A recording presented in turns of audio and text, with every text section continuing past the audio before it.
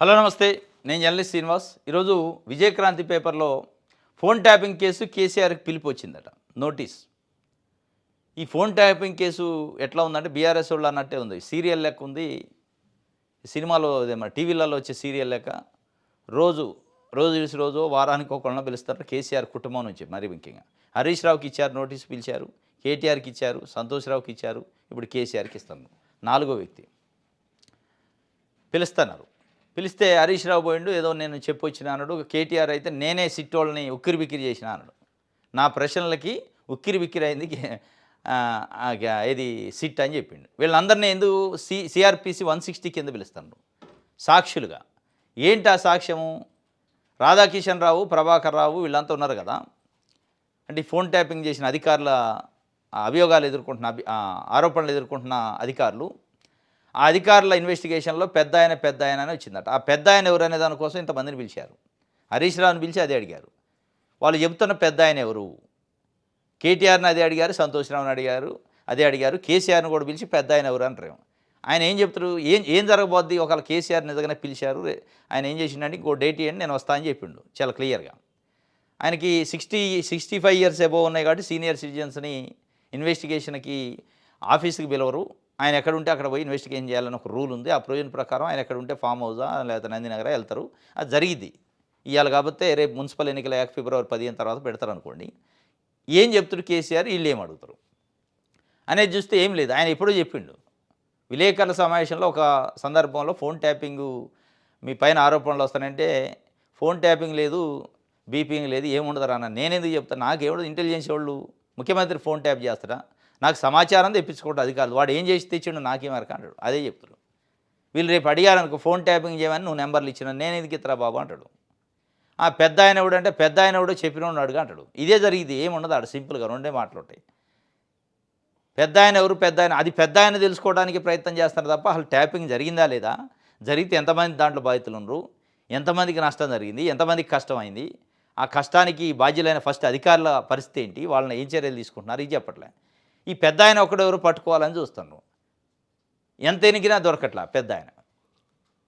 రేపు ఇదే జరిగింది. కేసీఆర్ని పిలిస్తే జరగబోయే ఇన్వెస్టిగేషన్ ఏంటంటే పెద్ద ఆయన ఎవరు ఫస్ట్ క్వశ్చన్.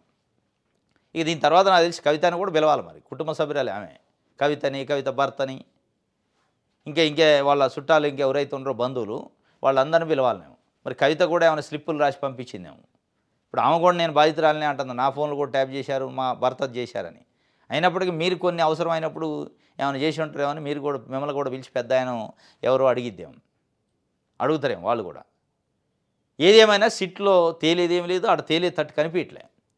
వీళ్ళని ఎవరిని దాంట్లో ఇప్పుడు నేరం మోపబడో లేకపోతే అభియోగం చేసో వీళ్ళు డైరెక్ట్గా చేశారనే లింక్ దొరకట్లే. ఇక పెద్ద ఆయన ఎవరు? ఎందుకంటే ఓటుకు నోటు కేసులో చంద్రబాబు నాయుడు గారు మాట్లాడిన ఆడియో బయటకు వచ్చింది. చంద్రబాబు నాయుడు గారు నాది కాదు వాయిస్ అని వాళ్ళు తప్పించుకునే ప్రయత్నం చేయొచ్చు. కానీ మన వాళ్ళు బ్రీఫ్డ్ మీ అన్నాడు ఆయన.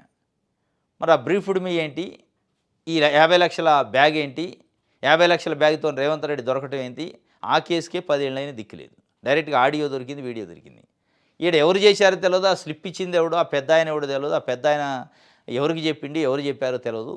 కానీ ఆ పెద్ద ఆయన ఫోన్ ట్యాపింగ్ అని దాని చుట్టూ రేవంత్ రెడ్డి ప్రభుత్వం తిరుగుతుంది. ఇది ఒక డైవర్షనా లేదా రాంగ్ స్టెప్పా తెలియదు. కానీ అనేక ఇష్యూస్ ఉన్నాయి. వాస్తవంగా ఏమైందంటే సీరియస్నెస్ పోతుంది. ఇప్పుడు ఈ కార్ రేసింగు, కాళేశ్వరం పైన కమిషను, ఇది ఇప్పుడు ఫోన్ ట్యాపింగ్ కేసు, ఈ కేసులు విద్యుత్ ఒప్పందాలపైన కేసులు, విద్యుత్ ప్లాంట్ల నిర్మాణం పైన కేసులు, ఈ కేసులన్నీ వేసిన తర్వాత 2 సంవత్సరాలు పూర్తయినప్పటికీ 1% కూడా దాంట్లో ఒక చర్యో, ఎవరినైనా జైలుకు పంపటం, ఎవరి నుంచి రికవరీ చేయడం జరగకపోతే ఇదంతా ఇది ఒక గుడ్డి గవర్నమెంట్ పెట్టే కేసులు తప్ప ఏం లేదు, ఇందులో అయ్యేది లేదు. ప్రజల్లో కూడా ఒక విరక్తి వచ్చింది. కేసీఆర్ దిగిపోతే ఏదో అయ్యిద్ది, మొత్తం అవినీతి సొమ్మంతా కక్కిస్తాం అని వీళ్ళు చెప్పిన వాళ్ళు ₹1 కక్కించకపోగా ప్రభుత్వం డబ్బులు ఎదురు ఖర్చు పెడుతుంటారు ఇన్వెస్టిగేషన్ల పేరుతోని. ఒక్కటంటే ఒక్కటి రాలే. ఇది కాదు. దీనివల్ల ఏమైందంటే కాంగ్రెస్ పార్టీకి, ప్రభుత్వానికి కూడా చెడ్డ పేరు వస్తుంది. మీరు ఇన్వెస్టిగేషన్ చేయండి తప్పు జరిగి ఉంటే. తప్పుని తీయటానికి ఇన్ని రోజులు పడితే మీరు 10 సంవత్సరాలు విమర్శించిదిరి. మీ దగ్గర కొంత సమాచారం ఉంటుంది. మీ మీ మీ సమాచారాన్ని అధికారులకు ఇచ్చి, ఇగో ఇక్కడ ఫోన్ ట్యాప్ అయింది, ఇక్కడ మేడిగడ్డలో అన్యాయం జరిగింది, ఇక్కడ విద్యుత్ ఒప్పందాలు జరిగినాయి, ఇక్కడ ఈ కార్ రేసులో జరిగింది, ఎవిడెన్స్ ఉంటుంది కదా. 2 సంవత్సరాలైనా కనీసం సింగిల్ ఎవిడెన్స్ లేని పరిస్థితుల్లో ఉంటే కేసులు ఏం నిలబడతాయి? ఇది ఎక్కడ పడిద్ది? ముందుకు పడిద్ది. ఇది టైం పాస్ కార్యక్రమం తప్ప ఏముండదు. ఆడు అడిగేది మరో తేదీన పెట్టమని చెప్పిండు. మరో తేదీన రండి అని వాళ్ళు కూడా సిట్టోళ్ళు కూడా చెప్పారు. మున్సిపల్ ఎన్నికల్లో నేను చాలా బిజీగా ఉన్న తలమునకలయ్యి నాకు కుదరదు ఇప్పుడు, ఇంకో డేట్ పెట్టండి అని చెప్పిండు. ఇది ఒకటైతే ఇక బీసీల కోటా మాట ఏంటి? మున్సిపల్ ఎన్నికల్లోనూ బీసీలకు నిరాశే, హామీ అమలు చేయలేదేం, పాలకపక్షం వైఖరిపై విమర్శలు, ప్రతిపక్షాల పాత్రపైన అసంతృప్తి. సుదీర్ఘ కాలంగా బీసీలు తమ జనాభా ప్రకారం వారికి రిజర్వేషన్లు అమలు కావాలని ఎదురు చూస్తున్నారు. సామాజిక, ఆర్థిక, రాజకీయ, విద్యా, ఉపాధి రంగాల్లో బీసీల హక్కులు సాకారం చేసుకునేందుకు ఎన్నో ఏళ్లుగా నిరీక్షిస్తున్నారు. అయితే గత అసెంబ్లీ ఎన్నికల సమయంలో కాంగ్రెస్ పార్టీ ఇచ్చిన హామీతో బీసీ వర్గాల ఆశలు చిగురించాయి. రాష్ట్ర జనాభాలో పెద్ద వాటా ఉన్న బీసీ వర్గాలకు రాజకీయంగా, పరిపాలన పరంగా తగిన ప్రాతినిధ్యం కల్పిస్తామని అధికార పక్షం హామీ ఇచ్చింది. కానీ హామీ చట్టబద్ధ హక్కుగా మారకుండానే స్థానిక ఎన్నికల నిర్వహణ సాగుతుండటం తీవ్ర చర్చకు దారితీసింది. గ్రామ పంచాయతీ ఎన్నికలు ముగిసి ఇప్పుడు మున్సిపల్ ఎన్నికలు జరుగుతుండగా రిజర్వేషన్ల విషయంలో అదే వైఖరి కనిపించడంతో బీసీల హృదయాలను కలిచివేస్తున్నది. ఎన్నికల వేళ బీసీలకు 40% రిజర్వేషన్లు అంటూ ఆశలు రేపిన ప్రభుత్వం ఈ డిమాండ్ అమలు చేసే దశలో స్పష్టత చూపించలేకపోతుందని బీసీలు ఆగ్రహిస్తున్నారు. వాస్తవం ఇది. కామారెడ్డి డిక్లరేషన్ అన్నారు, కులగన్న అన్నారు. కులగన్న చేశారు, 56% బీసీలు ఉన్నారని తేల్చారు. మీరు ఎంత ఉంటే మీకు అంత అని చెప్పారు బీసీలకి. రాహుల్ గాంధీ కూడా ఏం చెప్పిండు? ప్రజలు వాళ్ళ సామాజిక వర్గాల వాటాల ప్రకారం, రేషియో ప్రకారం వాటాలు పంచాలి సంపదను కూడా అన్నాడు. సంపద కాదు, పదవులు ఇవ్వట్లే. ఇప్పుడు రాహుల్ గాంధీ మాట్లాడు, రేవంత్ రెడ్డి మాట్లాడు, కాంగ్రెస్ పార్టీ మాట్లాడదు. 42% గాలికి వదిలేశారు. దానికి చట్టబద్ధ కోసం కనీసం కేంద్ర ప్రభుత్వం పైన ప్రెజర్ చేయట్లేదు. బాధ ఏంటంటే జీవో నెంబర్ 9 అన్నారు, ఆర్డినెన్స్ అన్నారు, బిల్లు అన్నారు. ఈ వేటిపోయినాయి తెలియదు. గ్రామ పంచాయతీ ఎన్నికలు అయిపోయినాయి, బీసీలకు అన్యాయం జరిగింది. ఇప్పుడు మళ్ళీ మున్సిపల్ ఎన్నికలు అయిపోబోతున్నాయి రేపు ఫిబ్రవరి 11తోని. ఇక్కడ అన్యాయమే. పార్టీ పరం అన్నారు, పార్టీ పరంగా ఎక్కడిచ్చారు? ఏ డీసీసీ, ఏ జిల్లా కాంగ్రెస్ పార్టీ ఎన్ని ఇచ్చింది? ఎక్కడెక్కడ ఓపెన్ కేటగిరీలో ఉన్న సీట్లకు బీసీలు ఇచ్చారు? అసలు ఎంత పర్సెంటేజ్ కాంగ్రెస్ పార్టీ ఇచ్చింది బీసీలకి టికెట్లు? రేపు ఎంత పర్సెంటేజ్ ఇప్పుడు మున్సిపాలిటీలు ఇవ్వబోతుంది? ఆ లిస్ట్ ఏమైనా బయట పెడతారా? ట్రాన్స్పరెన్సీ ఉందంటే లేదు, ఉత్తదే ప్రకటనలే తప్ప.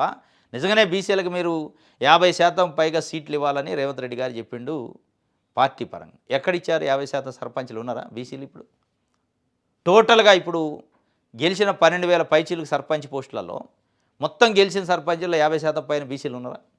లేరు. మీరు ఇస్తే మరి కాంగ్రెస్ పార్టీ టికెట్లు ఇస్తే ఎడిపోయినాయి? గెలవని టికెట్లు ఇచ్చారా? ఒకవేళ కాంగ్రెస్ పార్టీ బీసీలకు ఇస్తే బీఆర్ఎస్, బీజేపీ ఓపెన్ కేటగిరీకి ఇచ్చిందా? చెప్పండి. ఎక్కడిచ్చారు? పోటీ చేసిన లిస్ట్ ఉంటుంది, ఇప్పుడు వెబ్సైట్లో ఉంది.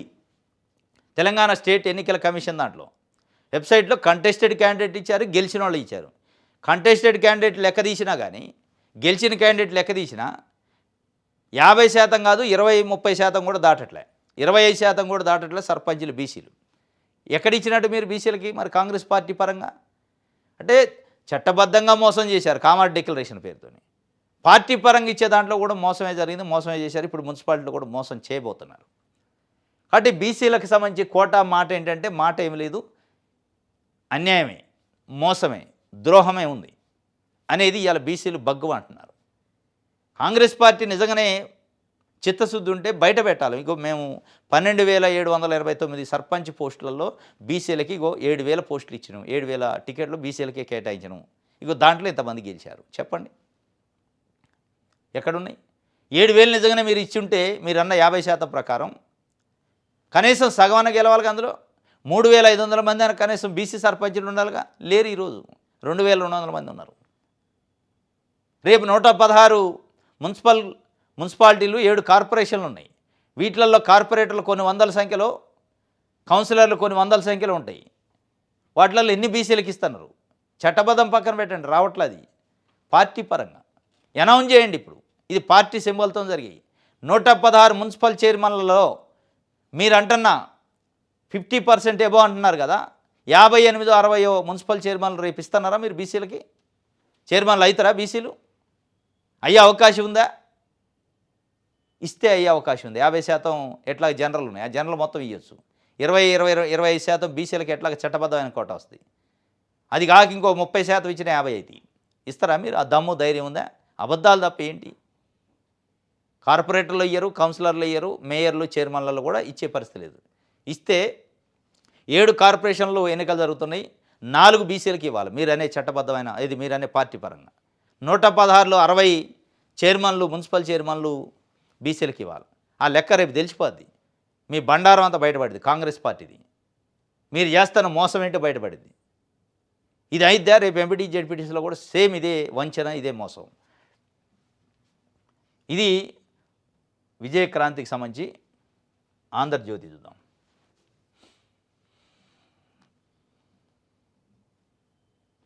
కేసీఆర్కి నోటీసులు, ఫోన్ ట్యాపింగ్ కేసులో నేడు మధ్యాహ్నం విచారణకు రావాలని సిట్ ఆదేశం. ఆయన అడిగిండు కాబట్టి అయిపోయాయి. మున్సిపల్ ఎన్నికల్లో బీఆర్ఎస్ను అధిగమిద్దాం, రాష్ట్రంలో కాంగ్రెస్ ప్రత్యామ్నాయంగా నిలుద్దాం, బీజేపీ వ్యూహరచన, కరీంనగర్ నిజామాబాద్పై నజరు. అధిగమిస్తారట, బీఆర్ఎస్ని అధిగమిస్తారట. రైట్.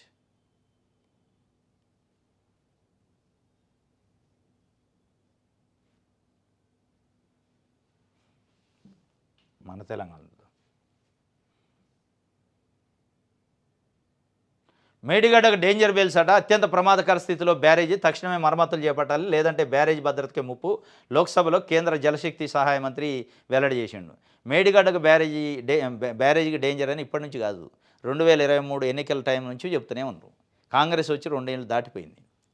మరి ఆ డేంజర్ ఉన్నదని తెలిసాక కూడా కూలుతుంది అసలు అని చెప్పి కాంగ్రెస్ వాళ్ళు చెప్పారు, బీజేపీ చెప్పింది, అక్కడున్న కేంద్ర ప్రభుత్వం చెప్పింది. మరి ఇంత డేంజర్ ఉన్నదాన్ని 2 సంవత్సరాలైనా రిపేర్ ఎందుకు చేయలేకపోతున్నారు?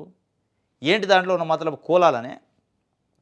కూలిందా చూడాలనే, మేడిగడ్డ కూలిందాన్ని ప్రజలకు చూపించాలనే. ఆ డేంజర్ ఉంటే చిన్న చిన్న మరమ్మతులు ఏమైనా ఉంటే రిపేర్ చేసుకుంటారా? కొన్ని వేల కోట్ల రూపాయలు పెట్టి ప్రాజెక్టు కడితే ఆ ప్రాజెక్టు కూలాలని కోరుకుంటుందా ప్రభుత్వం? ప్రజల కోసం, ప్రజల మంచి కోరుకున్న ఏ పార్టీ అయినా ఏ ప్రభుత్వం అయినా కూలాలని కోరుకోదు, కూలేదాన్ని ఆపాలని కోరుకుంటారు. కూలకుండా ఎట్లా ఆపాలి, దానికి ఏం చర్యలు తీసుకోవాలో చూడాలి తప్ప ఆ డేంజర్ బిల్ ఉంది కాబట్టి అట్లే ఉంచి ఇదిగో మేము అన్నది కరెక్టే 2023 ఎన్నికలకు ముందు అన్నాం కదా కూలిందని ఇప్పుడు కూలిందని చూపిస్తే నువ్వు 2 సంవత్సరాలైనా కూలలేదంటే ఆ కూలకుండా ఆపొచ్చు దాన్ని. అది ఏంటి ఆపే కార్యక్రమం? దాన్ని రిపేర్ చేయాలి తప్ప ఈ కూలితే చూపించాలి, కేసీఆర్ని అందులో ఏందో దోషిగా చూపించాలనే ప్రయత్నం చూపించండి. మీరు రాజకీయంగా ఎన్నైనా చూపించవచ్చు, కానీ ప్రజల సొమ్ము అది, ప్రజల ప్రాజెక్ట్ అది, ప్రజల బ్యారేజీ. రాజకీయం కోసం దాని గురించే కార్యక్రమం చేస్తే ఎట్లా? ఇగో వెలుగు పేపర్లో కూడా సేమ్ అది ఇచ్చారు. మేడిగడ్డ మేడిగడ్డ బ్యారేజీ చాలా డ్యామేజ్ జరిగింది, రిపేర్ చేయాల్సిందే. కేటగిరీ 1 జోన్లో అత్యంత ప్రమాదకర స్థితిలో బ్యారేజీ పరిస్థితి. లోక్సభలో కేంద్ర ప్రభుత్వం వెల్లడి చేసింది. డైరెక్ట్గా కేంద్ర ప్రభుత్వం లోక్సభలో. మరి ఇప్పటిదాకా చేసింది రాజకీయ విమర్శలు, బహిరంగ సభల్లో పొలిటికల్ విమర్శలు. ఇప్పుడు ఆన్ రికార్డ్, ఆన్ హౌస్, దేశ అత్యున్నత చట్టసభ పార్లమెంట్లో ఒక బాధ్యత గల మంత్రి అనౌన్స్ చేసిండు చాలా అత్యంత ప్రమాదకరమైన డేంజర్లో ఉందని చెప్పి. ఇప్పటికైనా అటు రాష్ట్ర ప్రభుత్వం, కేంద్ర ప్రభుత్వం ఇనిషియేటివ్ తీసుకుంది, ఆ డేంజర్ నుంచి బయటపడేయండి, కాపాడండి ప్రాజెక్ట్ని. కాపాడకుండా కూల్చేయాలని ప్రయత్నం చేయొద్దు. ఇప్పటిదాకా జరిగింది అదే. ఇప్పటికైనా పార్లమెంట్ సాక్షిగా చెప్పారు కాబట్టి కేంద్ర ప్రభుత్వం కూడా బాధ్యత తీసుకొని రాష్ట్ర ప్రభుత్వం పైన ప్రెజర్ చేసే అవసరమైతే ఎన్డీఎస్సీని పంపైనా దాన్ని ప్రొటెక్ట్ చేయాలి, రక్షించాలి, కాపాడాలి. మీరు ప్రకటన చేసి అత్యంత డేంజర్లో ఉందని వదిలేస్తే, డేంజర్లో ఉందని వదిలేసే ప్లేస్లో లేరు, ప్రభుత్వంలో ఉన్నారు మీరు, అటు కేంద్రం కానీ రాష్ట్రం కానీ. రైట్. నేరస్తులకు శిక్ష పడుతుందో లేదో ఫోన్ ట్యాపింగ్ ఖచ్చితంగా బాధించిందే, ఎన్నికలు ఉన్నాయనే కేసీఆర్కి నోటీసులు.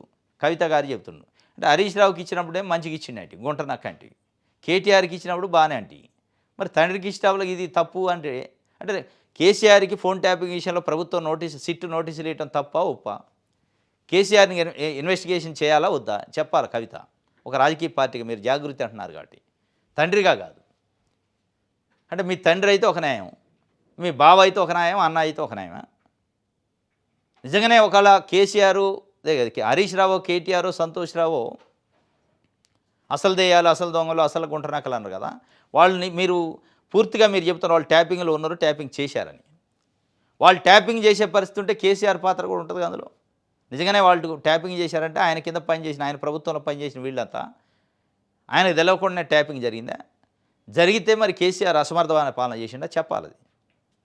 ఆమె చెప్తుంది ఎన్నికలు ఉన్నాయని కేసీఆర్కి నోటీసులు తప్ప విచారణ త్వరగా పూర్తి చేయాలి, నేరస్తులకు శిక్ష పడదో లేదో అని చెప్తుంది. ఎవరు నేరస్తులు? మరి అందులో మీకు కూడా రేపు నోటీస్ వస్తుందా అనేది చూడాలా. తండ్రికి ఇచ్చిన దాని మీద కొద్దిగా ఆమె ఫైర్ అవుతుంది. రైట్. వెండి ధర 4 లక్షలు అట కిలో. ఒక్కరోజే 19,500 జంప్ అయింది. కేజీకి 12,000 ఎగిసిన బంగారము. 10 గ్రాముల ధర 1,83,000 రూపాయలు. ఇప్పుడు 10 గ్రాములు అంటే ఒక తులం బంగారం 1,83,000కి పోయింది. బంగారం దాదాపు నాకు తెలిసి ఒక 6 నెలలు 7 నెలల నుంచి ప్రతిరోజు పెరుగుడు తప్ప తగ్గింది 1-2 సందర్భాలు ఉన్నాయి. షాక్ ఇచ్చిన బంగారం అని ప్రతిరోజు బ్రేకింగ్ న్యూసే. విపరీతంగా పెరుగుతుంది. ఈ పెరిగే దాంట్లో నేను బేగం బజార్లో అనుకుంటా క్యూ కట్టారు బంగారం కొనడానికి. క్యూ నేను అటు వెళ్తుంటే ఏంటి క్యూ అని ఆరాధిస్తే బంగారం కోసం క్యూ కట్టారట. ఎందుకంటే 2 లక్షల పైన తులం బంగారం ధర పెరిగే అవకాశం ఉంది, ఉన్న డబ్బులు దాంట్లో ఇన్వెస్ట్ చేసుకోండి అని నేనేదో ఒక అనలిస్ట్ చెప్పిండు. దాన్ని పట్టుకొని జనాలు క్యూ కడితే ఈ సందట్లో సడేమయ్య నకిలీ బంగారం ఇస్తారు. జాగ్రత్త పడండి ప్రజలు. సందట్లో సడేమయ్య దొంగలు ఉంటారు. అసలు ఆ క్యూ చూస్తే నాకు అదే అనిపించింది. ఏంది పిచ్చి, ఈ డబ్బులు తీసిపోయి అందులో పెడతారు. మంచిదే, పెట్టుబడి పెట్టుకోండి. కానీ మీరు ఆగమాగంగా పోతే ఆగం పట్టిస్తారు. ఎట్లా ఉంటుందంటే వ్యాపారస్తుల పరిస్థితి. కానీ ఇప్పుడు హోటల్లో ఇప్పుడు 100 మందికి తయారు చేస్తే భోజనం 200 మంది పోయారు. ఏం చేయాలి వాడు? సాంబార్లో నీళ్ళు పోయాలి, పెరుగులో నీళ్ళు పోయాలి, కూరలో ఏదో కలపాలి. కలిపితేనే 200 మందికి అందిస్తలే అసలు. అప్పుడు తేడా వస్తుంది నాణ్యత. అటు బంగారం కూడా అదే పరిస్థితి. ధర పెరుగుతున్నా కొద్దిగా మోసాలు జరగడానికి అవకాశం ఉంది. బంగారం ధర ఎంత అయితే పెరుగుతుందో మోసము ప్రమాదం కూడా ఉంది.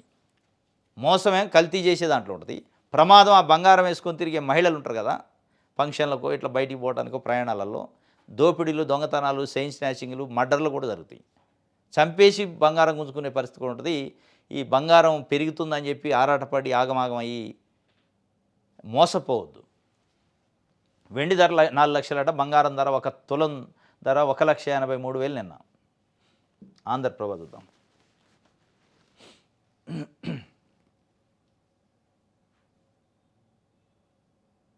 రైట్.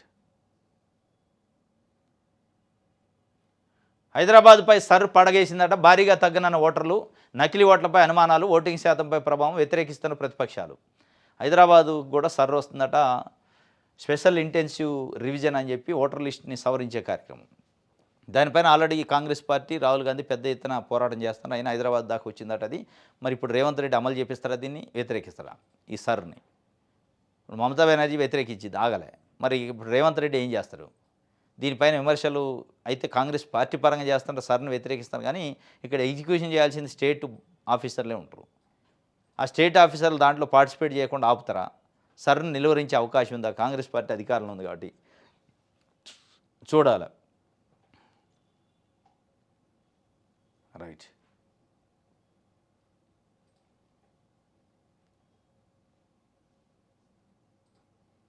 ఇది ఆంధ్రప్రభకు సంబంధించి.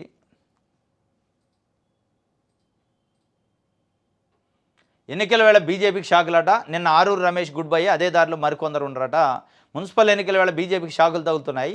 గత పార్లమెంట్ ఎన్నికల సమయంలో బీజేపీ తీర్థం పుచ్చుకున్న పలువురు మాజీ ప్రజా ప్రతినిధులు, కీలక నేతలు ఒక్కొక్కరుగా పార్టీని విడుతుండటం రాష్ట్రంలో కమలదళాన్ని అయోమయానికి గురి చేస్తుంది. ఇటీవల ఉమ్మడి వరంగల్ జిల్లాలో కీలక నేత, 2 పర్యాలు ఎమ్మెల్యే, బీజేపీ తరఫున వరంగల్ ఎంపీ సీటుకు పోటీ చేసిన ఆరూరు రమేష్ బీజేపీని విడి తిరిగి బీఆర్ఎస్లో చేరిన విషయం విదితమే. తాజాగా మరో మాజీ ఎమ్మెల్యే పార్టీ మారేందుకు సిద్ధమైనట్టు సమాచారం. పెట్టేబేడ చదువుకొని మంచి ముహూర్తం తగిన సందర్భం కోసం ఎదురు చూస్తున్నట్టు కొద్ది రోజులుగా ప్రచారం జరుగుతుంది. లోక్సభ ఎన్నికల సమయంలో కారుది కమలం నీడని చేరిన మాజీ ఎమ్మెల్యే శానంపూడి సైదిరెడ్డి తాజాగా బీజేపీని విడే ఆలోచనలో ఉన్నట్టు నల్గొండ జిల్లా రాజకీయాల్లో పెద్ద ఎత్తున చర్చ జరుగుతుంది. స్థానిక బీజేపీలో కుంపట్లకు తోడు పంచాయతీ ఎన్నికల ఫలితాలు కూడా ఆయన్ను బీఆర్ఎస్ వైపు సూచేలా చేశాయని రాజకీయ విశ్లేషకులు చెబుతున్నారు. బీజేపీలో చేరిన వెంటనే సైదిరెడ్డికి నల్గొండ బీజేపీ ఎంపీ టికెట్ దక్కింది. అయితే ఎన్నికల్లో ఆయన ఓటమి పాలయ్యారు. ఓటమి కాబట్టి గెలుతాడు. ఎట గెలుస్తారు? ఇప్పుడు ఆరూరు రమేష్కి ఎంపీ టికెట్ ఇచ్చారు వరంగల్. ఆ టికెట్ కోసం జాయిన్ అయ్యారు. వాళ్ళు ఏం బీజేపీ మేము ప్రేమతో జాయిన్ కాదు. నల్గొండ ఎంపీ టికెట్ కోసం సైదిరెడ్డి జాయిన్ అయ్యాడు. వీళ్ళిద్దరికి చెంప చెల్లు అనిపించారు ఆ నియోజకవర్గాల ప్రజలు. ఇప్పుడు return to home, back to home అంటారు కదా. మళ్ళీ బీజేపీ తెలంగాణ భవన్కి ఎప్పుడు చేరుకోవాలా అని తహతహలాడుతున్నారు. గమ్మత్తు ఏంటంటే రూలింగ్ పార్టీలో ఉన్న కాంగ్రెస్లోకి రావట్లే. రూలింగ్ పార్టీలో ఉన్న కాంగ్రెస్కో గాంధీ భవన్కు పోవాలి ఎవరైనా జాయిన్ అయ్యేవాళ్ళుంటే. తెలంగాణ భవన్కు పోతున్నారు. దీనికి ప్రధాన కారణం మొన్న పంచాయతీ ఎన్నికల్లో 3500 పైచీలకు పంచాయతీలు బీఆర్ఎస్ గెలవటం ఊహించని ఫలితాలు వచ్చినాయి. అంటే కాంగ్రెస్ పార్టీ ఊహించిన ఫలితాలు వేరు. బీఆర్ఎస్ అన్ని వస్తాయి అనుకోవాలి బీఆర్ఎస్కి. ఇప్పుడు రేపు రాబోయే మున్సిపల్ ఎన్నికల్లో కూడా ఏదన్నా అట్లాంటి ఈక్వేషన్స్ వస్తే ఇంకా చాలామంది బ్యాక్ టు హోమ్ అని బీఆర్ఎస్ నుంచి పోయినోళ్ళు వస్తారు, బీజేపీలో ఉన్నోళ్ళు కొంతమంది పోతారు, కాంగ్రెస్లో ఉన్నోళ్ళు అసంతృప్తులు కూడా బీఆర్ఎస్లో జాయిన్ అయ్యే అవకాశాలు ఉంటాయి. ఒక క్లారిటీ వస్తుంది. కాకపోతే ఇక్కడ ఏమవుతుందంటే మున్సిపల్ చైర్మన్లు మేయర్ల ఎన్నికలు ఇండైరెక్ట్ ఉంటుంది. గెలిచిన కార్పొరేట్లు గెలిచిన కౌన్సిలర్ల నుంచి ఎన్నికుంటారు. గెలిచిన కార్పొరేట్ల కౌన్సిలర్ల నుంచి ఎన్నుకునే దాంట్లో ఏమైందంటే బలం ఒకవేళ కాంగ్రెస్ పార్టీ తగిన అధికార పార్టీకి అటు గుంజుకోవడం ఒకటి చేస్తారు, లేదా గుంజుకోలేని పరిస్థితులు ఉంటే ఇది కోఆప్షన్ మెంబర్లు ఉంటారు, వాళ్ళకి ఓటు హక్కు ఉంటుంది.